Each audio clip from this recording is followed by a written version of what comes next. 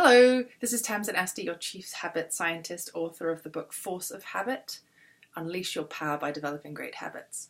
So July is the month that we celebrate independence here in the US, so I want to talk a little bit about freedom and independence and what that means. So I went to look for the dictionary definition of freedom, and my favorite definition that I came across was that freedom means the state of not being enslaved. The state of not being enslaved. And I find it super empowering and powerful as a definition because it implies both the internal and the external act of being enslaved. I've lived in the US since 2002. I came for 2 years, and 16 years later I'm still here. And I've particularly loved living here in the US because my journey has really been one of freedom. Living in America has given me a life of freedom. And the first was really that it allowed me to leave behind those sense of expectations of growing up in a well-to-do English family and live the kind of life that I was supposed to live. And here I am living the life that I really want to live, free from those expectations. The second was that it gave me the freedom, not living in central London, to have 3 children, which I wouldn't have been able to do if I'd been living in a tiny little place in central London.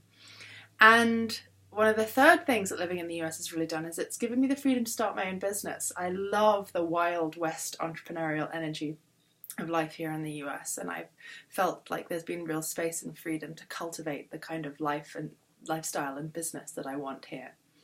And the fourth has been to allow me to end my marriage and create a life really built on my own terms. When I think of July 1st is the day that I celebrate my freedom, because that was the day that my ex-husband walked out for the 4th time, and what I determined would be the final time.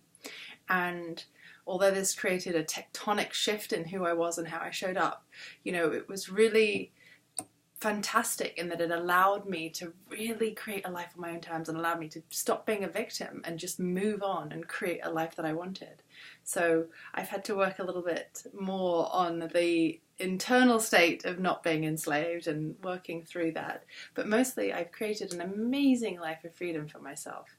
And that's been really, really wonderful because it now means that I can live a productive life and share the work that I think is so important, which is to help people create healthy routines and rituals so that they can do the work that they want in the world. So when I think about freedom, I think about this concept of not being enslaved.